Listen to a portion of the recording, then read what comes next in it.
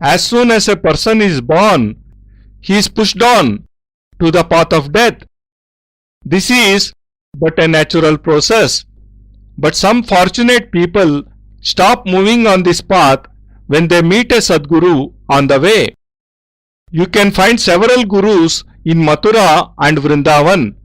Even if you do not go about searching for a guru, you shall meet one.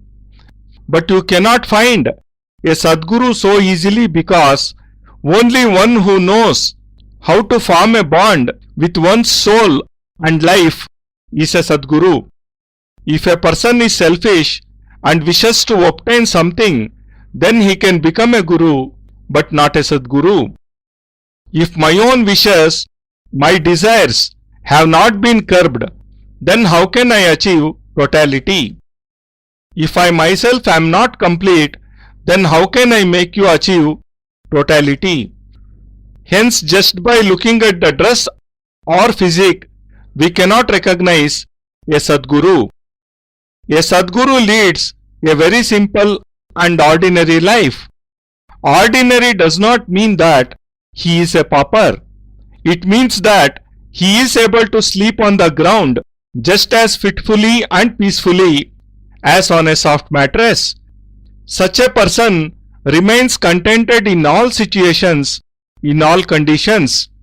If someone gives him his due money, he remains happy, and even if someone refuses to do so, then too he remains satisfied. And this is why he is a Sadguru. According to Kathopanishad, just as there are ways to test a true disciple, similarly, there are methods to see whether a guru is real or not. It is more difficult to become a guru, and that too a complete guru. Kathopanishad explains what totality means. Purnatvamev gurutam saitam sadev varnam vanta saitam sarinam. How can we recognize a Sadguru? How can we differentiate between a guru and a Sadguru? Just by looking with our eyes, we cannot ascertain this, because an artificial diamond sparkles more brightly. Even your thoughts, your vision, your body are artificial. Only an artificial person gets attracted towards another fake person. This is why you get enchanted by a fake guru who can only plead for something before you. Such men are beggars and not gurus.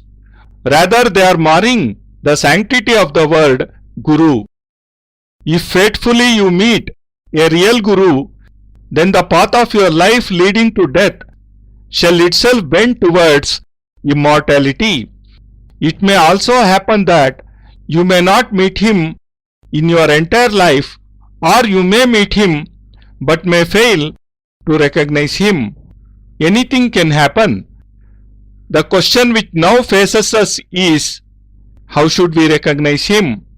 According to Kathopanishad, there are 3 clues to recognizing a real guru. Firstly, such a guru leads a simple but highly elevated spiritual life. Even in simple conditions, he lives in complete happiness. He feels happy living in a palace and eating delicious food, and he feels equally satisfied living in a hut and eating ordinary coarse bread. Secondly, his words are dynamic and carry a magnetic force. He is such a powerful orator that words seem to be his humble servants. The people not only believe every word he speaks, but listen to him with bated breaths. The listener feels that he is hearing something which is rare and which cannot be heard from anyone else. He is a master of words. Even politicians and leaders are good orators, but every word of his makes a distinct mark on the mind, soul and heart of the people. Thus, words of a real guru are his best identification marks. Thirdly, one feels very close to a Sadguru. You may have heard and read a lot about the Himalayas, but as you have not been there, they are useless for you. That mountain is important to us, which we can climb. A guru who appears in public only once in a month or who does not meet you is of no use in your life, and it shall not affect you whether he is there or not. On the other hand, a Sadguru is one who shares all our joys, sorrows, problems and thoughts. A Sadguru is like the head of a family. He is a guide, a father, and he thinks and cares about his disciples. He feels sad to see them in sorrow and feels satisfied on seeing them happy. When there is such a deep attachment, then the relation of a body and soul is formed between a guru and a disciple. Then the soul cannot be separated from the body, and if they do get separated, there is an undescribable restlessness because the supplement of the soul is far away from it.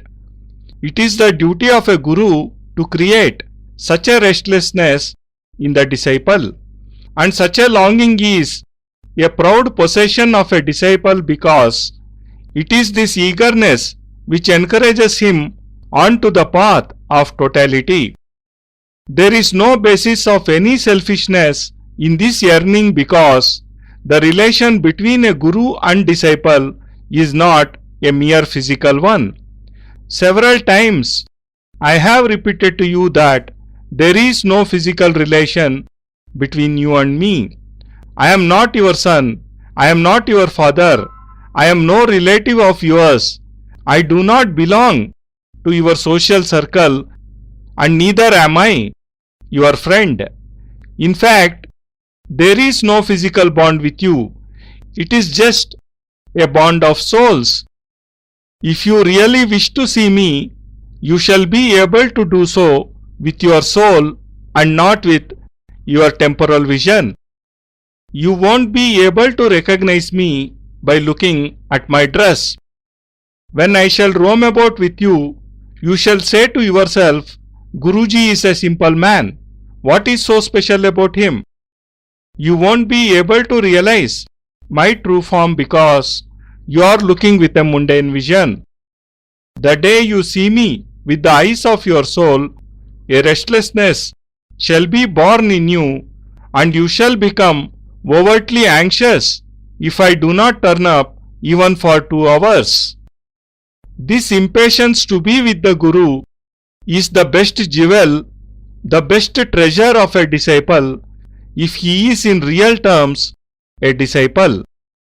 In such a state, a disciple cannot remain without his Guru, and neither can the Guru feel happy without his disciple. The first and the last duty of a Guru is to bestow totality in the life of a disciple, and if he does no such thing, then he is just a beggar who makes a living on the few rupees which his disciples offer to him. He may have collected 5 lakh rupees by deceiving them. There are such fake gurus who build temples and ashrams, and even I could have done this, but I do not believe in such hypocrisy. I do not wish to have thousands of followers. If I am able to prepare 10, or if not 10, even 5 true disciples, then the purpose of my life shall be fulfilled. In the vast skies, there is only one sun which illuminates the whole world. Even 1,000 stars together cannot take its place. And I think that if I am able to give this world just one sun, it shall be better than 1,000 stars. नारायणोत्वं निखिलेश्वरोत्वं